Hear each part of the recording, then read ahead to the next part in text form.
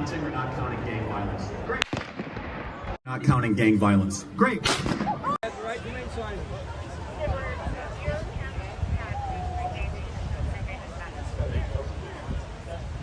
In the midday light, just as the audience at Utah Valley University was settling into the rhythm of a lively discussion, the air was torn by a single, dull, heavy gunshot. Charlie Kirk, 31 years old, seated at a long table with a microphone in front of him, didn't finish his sentence. His head jerked slightly, the hand holding a sheet of paper fell limply. A crowd of several thousand students and guests froze, as if time itself had stopped. The first screams, a rustle of panic, a sharp bark from security, and the world around collapsed into chaotic cacophony. Several men in dark suits rushed the stage, one pressing a cloth to Kirk's neck, where a dark blotch was already spreading. The smell of blood mixed with the sun-baked scent of concrete. The shot, investigators would later determine, came from about 120 meters away, through the window of an upper floor of the Losay Center building. The chosen position allowed the shooter to remain unseen, control the line of sight, and strike at the exact moment when the target was unshielded by barriers or movement. The timing was perfect. Kirk had turned to face the crowd, leaned back in his chair, opened his mouth to respond, and, in that split second, the bullet entered his neck. Witnesses spoke of a strange silence that hung after the shot, as if reality itself hadn't yet grasped what had happened. Security moved with rehearsed precision. Several shielded Kirk, others swept the side exits. One shouted a coded signal. The crowd reacted chaotically. Some bolted for the doors, others stood frozen, recording on their phones. A few students sobbed. Someone fainted. Internal security cameras caught a silhouette disappearing into the depths of the Losay Center, but the shooter's face could not be made out.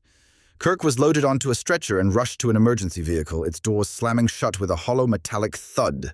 He was still alive when they reached the nearest hospital, but the arterial wound proved fatal. Within 40 minutes, doctors pronounced him dead. The news tore through every network, pushing aside all other stories. By the time his death was officially confirmed on air, special police units, federal agents, and crime scene vans were already converging on the university. A perimeter was sealed, students and faculty evacuated. The first arrests came within an hour. 2 men found nearby were briefly taken into custody, then released when their involvement was ruled out. The main figure remained at large, and that sense of impunity only deepened the fear. The president, upon learning of the attack, interrupted a meeting to deliver a hard statement. He called Kirk a great patriot and a man who gave his life for the truth, declared 4 days of national mourning, and ordered flags lowered to half-staff across the United States. The state's governor called it a political assassination, while the city's mayor announced new security measures for all public events. The university immediately shut down all campuses. Classes, lectures, and events were cancelled indefinitely. In the corridors of the empty buildings lingered the smell of cheap coffee, abandoned folders, crumpled sheets of lecture notes. The place that had been buzzing with student life that morning was now a forensic crime scene. Charlie Kirk had long been a lightning rod for controversy. Founder of a major student organization, author of books, host of an influential podcast, he campaigned relentlessly against what he called the leftist dictatorship in universities. His nationwide American comeback tour became both a rallying cry for conservative youth and a challenge to the liberal academic establishment. Every appearance brought not only standing ovations from supporters, but also protests, petitions, and pickets. Kirk's visits often ended in tense debates, screaming headlines, and accusations of stoking hatred. To some, he was a defender of free speech. To others, a provocateur capable of igniting conflict with a single tweet. His rhetoric knew no middle ground. He spoke sharply, condemned without diplomacy, and that made him both a complete figure and a dangerous one in the eyes of his opponents. The reaction to his killing was immediate. Leaders from both parties publicly condemned the violence, calling for an end to political hostility. The media competed for the most striking headlines: political execution, a blow to free speech, an American tragedy. International outlets described the killing as a grim sign of the nation's deteriorating civic climate, where ideological battles spill beyond words. Social media erupted. Some blamed the authorities for failing to protect public figures. Others blamed the victim himself for fostering a climate of hostility. Political bloggers, analysts, former law enforcement officers, and random eyewitnesses poured out their theories. Video of the shot and the first seconds afterwards spread to millions of screens. slowed-down footage was dissected with the same intensity once reserved for the Kennedy assassination. Early unofficial theories centered on the idea that the shooter acted with professional skill. The vantage point was ideal, the escape swift and clean. Experts said this was no random burst of rage, but a carefully planned operation. Still, some insisted it might have been a lone actor, radicalized online and convinced he was killing an enemy of the nation. Law enforcement insiders hinted that investigators had security camera footage, fragments of radio chatter, and traces found at the suspected firing spot. In quiet corridors of police headquarters, there was talk of motives ranging from personal hatred to a calculated political message. Officially, authorities avoided bold conclusions. They confirmed only that the shooting was deliberate and the victim targeted. No names of suspects, no mention of any group affiliation. That vacuum left plenty of space for speculation, and speculation quickly filled the public sphere. In alternative circles, hypotheses were already forming. Intelligence agencies' involvement, secret political contracts, scenarios serving the interests of specific elites. Some claimed it was a provocation meant to rally the conservative base. Others saw it as an attempt to intimidate and silence radical opponents of left-wing movements. Against this backdrop, tension in society grew. Thought leaders spoke of a new era of political violence. Student organizations demanded heightened campus security, and some universities temporarily canceled all events involving public figures.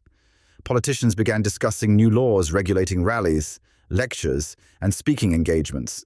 The situation was slowly becoming a nexus of multiple crises: political, ideological, and legal. Kirk's assassination had triggered processes that could escalate into far larger confrontations. With the investigation stalling and no suspect in custody, each new leak felt like a revelation, and every detail became the spark for another wave of speculation. And in those speculations, one could already make out the shape of the future: harsher, more confrontational, more dangerous for anyone daring to speak openly about their beliefs.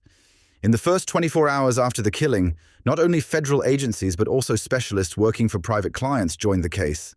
In Washington's backrooms, whispers spread that among those interested in the investigation were individuals tied to major political funds and corporate structures with old scores to settle with Kirk's movement.